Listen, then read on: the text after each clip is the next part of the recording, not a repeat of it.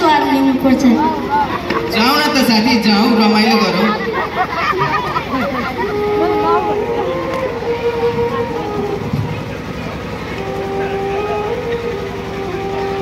सुप्रिया, ए सुप्रिया, कता छिस्? सुन त, तेरो घरमा पनि दुःख छ, मेरो घरमा पनि दुःख छ। न राम्रो लाउन पाइन्छ, न मिठो खान पाइन्छ। अलिअलि अक्षर चिनेका छौँ। 16-17 वर्षदेखिका केटी मान्छेलाई दिल्ली होटलमा काम लगाइदिन्छु भनेका छन् पल्लो गाउँको ज्याक्सन भाइले। म त हतार कम भाडाको पारेर आएँ। भागिहालौ आज नै। जाऊ जा।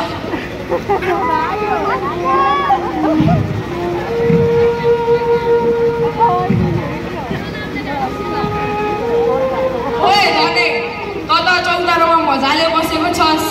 छोराछोरी दुवै प्रहरीको नियन्त्रणमा छन् नि त? म त गाउँ बाहिर गएको अलि दिन भयो, अहिले भर्खरै आउँदैछु। म घर जान्छु यार, मलाई यसको बारेमा केही थाहा भएन।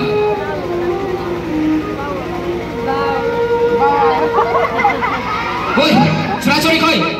छोराछोरी दुवै प्रहरीको नियन्त्रणमा छन् रे। गाउँभरि हल्ला फैलिएको छ। के मेरो छोराछोरी प्रहरीको नियन्त्रणमा? यस्तो कसरी हुन सक्छ? हो, तिमी जस्तैका छोराछोरी प्रहरीको नियन्त्रणमा हुने भनेको।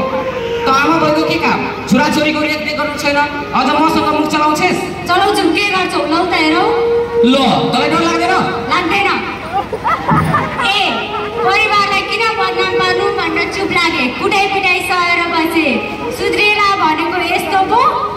तिम्रो यस्तै कारणले हो छोराछोरी बिग्रेको भनेको। छोराछोरी भनेका त काँचो माटो हुन्, उनीहरूलाई जस्तो बनायो त्यस्तै भन्छन्। तिमी यस्तो चुरोट खाँदै हिँड्ने, डुल्ने, घरमा थर्काउने, यही कारणले हो छोराछोरी बिग्रेको भनेको। छोराछोरीको बढ्दो उमेर, इच्छा चाहना पुरा गर्न सक्दा यस्तो अवस्था आइसक्यो। भोलिबाट यी हात चलायो भने कामै नलाग्ने गरी भाँचेर फालिदिन्छु। सहनशीलतालाई कमजोरी ठान्ने तिमी? हो, गल्ती मेरै हो। अधिकारको उपयोग गर्दा कर्तव्यलाई नपुरा गरेको कारण आज मेरो घर लथलिङ्ग पर्यो। मेरो छोराछोरी बिग्रे, मेरो कारण तिमीलाई यति दुःख सहनु पर्यो। मलाई माफ गरिदेऊ। आजसम्म जे भएको छ सबै मेरै कारणले भएको छ। अब बाँकीको समय म आफ्नो परिवारलाई राम्रो बनाउन तर्फ लाग्छु। ल,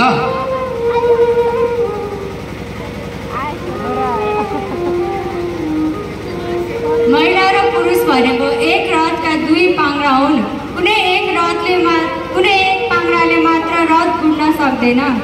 अधिकारको उपयोग गर्दा कर्तव्यलाई नभुल।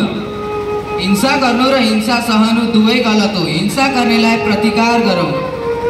जीवनमा महिला र पुरुष भएर जिउने होइन, मानव भएर जिउने कोसिस गरौँ।